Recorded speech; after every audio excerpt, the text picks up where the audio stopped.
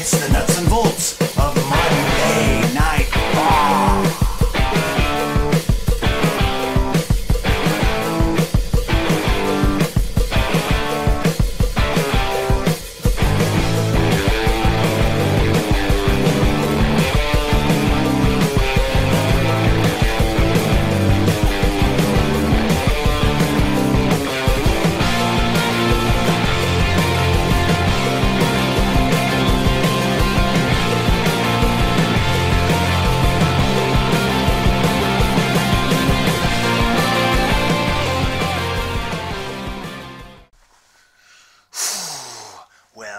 Howdy folks, it's me, Ol T Voeltz, bringing you the nuts and bolts of Monday Night Raw. And this is being recorded on August 28th, 2017, and Raw took place down in good old Tennessee. Hey, a rhyme. Guys, we got a little bit of news to get to, so enough the pleasantries, we're going to get right to it. In the meantime, why don't you take the time to like and or subscribe to One Wrestling's YouTube page. Leave a comment. What do you think? Do you think I'm a jabron? Do you think I'm great? Do you agree with me? Do you disagree? Let me know. Let's get right into it. Right away we had a change in the announce booth. Booker T, heartfelt prayers going out to you and everyone around Texas and the Houston area with all the devastation going on right there. With that being said, Jerry the King Lawler replaced Booker T for this week's episode of Monday Night Raw. So prayers go out to everyone affected by this horrible Mother Nature event, if you will. But Lawler back in Tennessee again. Let's get into it. Up next, we had the Miz Taraj out and Raw GM Kurt Angle. And as you know, the Miz has been complaining about there not being enough spotlight on the Intercontinental Championship. And I agree with him. Kurt Angle says, fine, we're going to have a 20-man battle royal. And the winner is going to challenge for the IC title next week. Well, next up, they show outcoming for the battle royal a clean-shaven Big Show. Boy, did he look different without the goatee. Here was the thing I didn't like, guys. A battle royal first? This is why I don't like a battle royal first. Okay, this is what I like about it first, I guess. A battle royal was something different. We don't see it every week on Raw. That was good. The bad thing is, you put all these stars out there, all these wrestlers, right away in the first match. Where's the anticipation to see them later in the show? Later on, we've seen guys that were in this battle royal, and we're like, yeah, we saw them an hour ago already. I never liked that. I never liked that myself when I'd be on a show, and they would put us all out there in a battle royal first. Where's the build-up? Where's the anticipation? They've already seen me. Now, they've already seen my entrance. They've already seen this. What's the big deal? I don't like the placement on the card of this battle royal, but I'm not the booker, so that's the way it goes. Anyways, an interesting fact, or an interesting spot that we saw in this battle royal was Finn Balor helping Carl Anderson and Luke Gallows dump the Big Show out of the ring. And then the three of them, Finn Balor, Luke Gallows, and Carl Anderson, looked at each other. And they were just about to do the too sweet, because as you guys know, these guys had a very solid team over in Japan before they all ended up in the WWE, and that's what we thought we were going to see. And I love the fact that this was teased. We didn't see it. They were about to get too sweeted when someone attacked one of the guys, and the action kept saying, but the action kept going. Why not? Why not put these guys together? Not a whole lot is going on with especially Anderson and Gallows. Why not put the three of them together? Why not? Well, it wasn't to be on this night. And just when you thought, you know, I looked at these 20 guys, I'm like, Finn Balor is winning this. He's going for the Intercontinental Championship. But then the lights went dark, they came back on, and boom, Bray Wyatt dumped Finn Balor out, who had been battling this on the way to the ring, the collar. He dumped him out. This is what I did not like about this one. Didn't we already see this matchup at SummerSlam? I mean, we've already gone to the Demon versus Bray Wyatt. Why is this still going on? I don't understand this. I guess time will tell. Anyways, speaking of things you didn't expect, Jeff Hardy walks out with the victory. Strange. Or is it? WWE has always been high on Jeff Hardy. No pun intended. Is this the beginning of another singles push for Jeff Hardy? That's good news for the fans that love Jeff Hardy. That's good news for Jeff Hardy. But what about Matt? I thought this was going to be Matt's time to shine. I thought broken Matt was going to blow up the WWE universe with his broken, what's my word? Persona. Darn legal ramifications, we haven't seen it. I'm beginning to think we're never going to see it at this point. And we need to. For Matt's sake, we need to. I don't want this to be the old same hat where Jeff Hardy goes on skyrocketing and Matt Hardy is left down here. I want to see broken Matt. What is going on with this? Speaking of new things, though, up for his 205 Live debut on Raw was the guy that debuted on 205 Live last week, Enzo Amore? They put Enzo Amore in the 205 Live division? Now, somebody around here, raise your hand if you called it. Okay, if you called your shot, raise your hand. I did. That was an idea I gave months and months and months ago. Why not add a little bit of notoriety to the 205 Live division? Now the crowd was a little bit confused by this, as was Noah M. Dar, who took on Enzo. Now of course, Enzo did beat him, and he did make mention of the fact that Big Cass is now out with a knee injury, who's going to be gone for quite some time because he needs surgery. But the crowd, they seemed a little bit deader than normal for Enzo Amore, who's known for his gift of gab. He is the smack talker, Jedi maker, Skywalker, something like that. I better leave that to Enzo. Hey, moving on. We had the Universal Champion, Brock Lesnar. Did anyone else know he was going to be here this week? I didn't. He comes out with the title, with Paul Heyman. I'm like, this is obviously going to be the big segment of the night. Braun Strowman's going to come out. There's going to be a face-off. There's going to be a brawl. And there was none of that. We get Brock Lesnar, of all people, who's rare with his appearances, but no Braun Strowman? No stare down? Did I miss it? Did I doze off? What happened? Maybe they did have it. Did I miss something? Was I on my phone? Was I taking notes? I don't know. This was not the greatest segment. Now, of course, Paul Heyman did his best mic work like he always does, and then Brock even got on the microphone, which is very rare, basically calling Braun beep names. Go back and watch it if you want to see that. But that was it. Turns out that wasn't the biggest segment of the night. Was it next?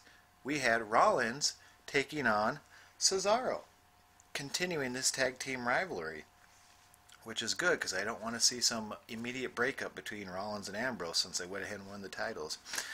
Well, as good as Rollins was, it wasn't good enough on this night because Cesaro walked out with the victory. But hey, they went right into the next matchup, the other half of the tag teams, Dean Ambrose versus Sheamus. But this time, Ambrose got the victory. So one person from each team walked out with a victory. Again, not the biggest segment of the night. Up next, Emma with that horrible lipstick. Now, Emma has a lot of fans, but her lipstick, I am not a fan. What is that, dark blue? Some kind of dark color. Oh, I have seen people out and about wearing this new type lipstick, and it is brutal. Stop that. I get that you want to stand out, that you want to be different in the wrestling world than everybody else, but that lipstick is not the way to go. Brutal. But it did lead, I guess it didn't lead to victory, but she did get a victory, not because of the lipstick, as she beat Mickie James, and she's continuing this tirade of her starting the women's revolution. A lot of people can lay claim to that. What difference does it make at this point, right? Next, now this was the big segment of the night.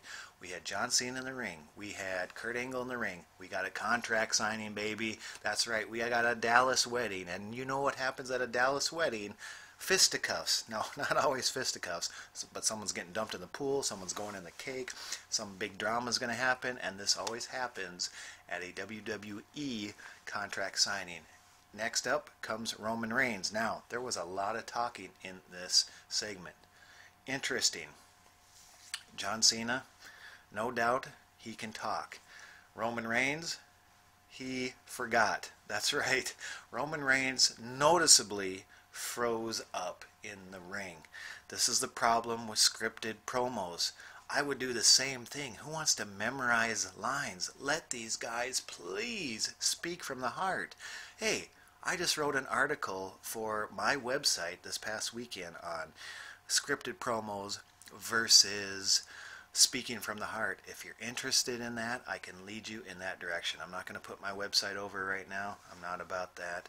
But if you want to know where to read that, let me know down in the comment section. Let me know on the Twitter. I'm at Travis Voeltz, and I'll lead you to it. Anyways, Roman Reigns forgot. Not only did he forget, but John Cena called him on it. Ooh, that was the right thing to do for the fans' sake, because it fired up Roman Reigns. And then the you-know-what kind of talk really got going between the two. There was low blows after low blows, and I don't mean a literal low blow, but I mean a verbal low blow from both sides. This got interesting. Kind of. This is what I don't like. You know, I compared this situation last week between Hulk Hogan and Ultimate Warrior when they had their situation. They drew that out all year. These guys are going to go at it at no mercy, like the next event. I don't like that. It's too early. It's too fast. Also, these guys were putting each other down in ways that could really be construed as, okay, this is a shoot, brother. They really mean this stuff. It's really making both of them look bad at the end of the day, isn't it? Right? It's kind of like negativity and negativity. I get they're trying to get the crowd like, woo, believability. But it's so negative. Hogan and Warrior didn't need to do that. Why not keep making these guys as big as they can be instead of dragging them both down or cutting both their legs out? Maybe that's just not the way things can be in 2017. I don't know. What do you guys think? Was this the way to go with these two? Here's another thing. Kurt Angle standing in the corner. He was almost embarrassed to look up, right? Like either he didn't like the language that was being said, or maybe he was bored. And I don't mean bored by what was going on. I mean bored by, this guy is an Olympic gold medalist. Let this guy wrestle, please. If it's okay with his health. We don't want him hurt. But I just kept waiting, thinking, what a swerve it would be. What a shocking event if in the middle of this, he just has enough and he walks up and he starts suplexing these guys out of their shoes. Wouldn't that be awesome? That was not to be. He was just waiting his turn to talk. And he got it after all this talking when out comes Gallows and Anderson. I tell you what, this was a popcorn fart, as Tony Schiavone would say. Sorry, Gallows and Anderson, you guys are a really good tag team. I don't like the nerd alert and the Budinsky kind of talk. These guys, I like these guys as tough and strong and vicious. I don't like the nerd talk. And let's face it, guys, they were a letdown when it came to this segment. Here we got the two biggest stars in the WWE having a verbal joust with Kurt Angle standing right there, and they're interrupted by Gallows and Anderson. No offense, Gallows and Anderson, but they just haven't been utilized to their full potential, so this was a step down for this segment, leading to the inevitable tag team encounter. Of course, no shock here, Cena and Reigns got the victory. I don't know how they're going to draw this out, but let's face it, they don't have to. This matchup is coming up at No Mercy. How about No Mercy? We have two WrestleMania main events happening at No Mercy? We got Brock Lesnar versus Braun Strowman. Huge. That could headline a WrestleMania. And John Cena versus Roman Reigns. That's like a once-in-a-lifetime matchup. And we're going to see it at No Mercy. I guess yay for the fans because we get to see it already. Is it really, though? Imagine the hype. We just saw Mayweather versus Conor, right? McGregor. And look at the hype built up for that, guys. Now, they did it in a short amount of time, but they hyped the heck fire out of this. Just imagine John Cena and Roman Reigns. These are the two biggest stars in the WWE, the most over in years. Nobody is over like these two. These guys are actual big superstars, and they got very little time to build this up. It'll be interesting to see where they go from here. I don't think it's going to be a one and done at No Mercy. Or, maybe John Cena actually wins this matchup. Goes away, makes some movies, does some television, does some voiceover work. Something happens to Roman Reigns, and by the time WrestleMania rolls around, maybe Roman Reigns or John Cena comes back. But this time Roman Reigns walks out on top. John Cena passes the torch. Or maybe we're seeing this match now because, and they keep mentioning The Undertaker in their promos, we're still going to get John Cena versus The Undertaker at WrestleMania. Could happen. We've heard for a long time that it might be Roman Reigns and Brock Lesnar at WrestleMania. But now Braun Strowman, where's he fit in the mix? WrestleMania is a long ways away, but let's start planting the seeds here. What do you think's going to happen at Roman Reigns? How are we going to, what do you think's going to happen at WrestleMania? How do we get from here to there? Let me know down in the comment section or on the Twitter at Travis Voeltz. Anyways, after that, and again, that was the biggest segment of the night. Then we saw Elias Sampson in the ring singing in good old Tennessee, and out comes from the announce booth Lawler in his hometown of Memphis. And this guy was over like Rover. Why wouldn't he? He's the king of Memphis. And then he introduces Elias Sampson's pseudo-opponent, Pelvis Wesley. Pelvis Wesley, he looked awfully familiar. I'll tell you what, he also looked like a dad. I think that guy's got kids. Anyways, Pelvis Wesley, who is he? He's from Southpaw Regional Wrestling. What is Southpaw Regional Wrestling?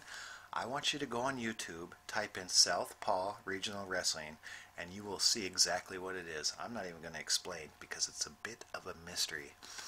Anyways, Pelvis Wesley comes out looking like the honky-tonk man. I'm cool, I'm cocky, I'm bad.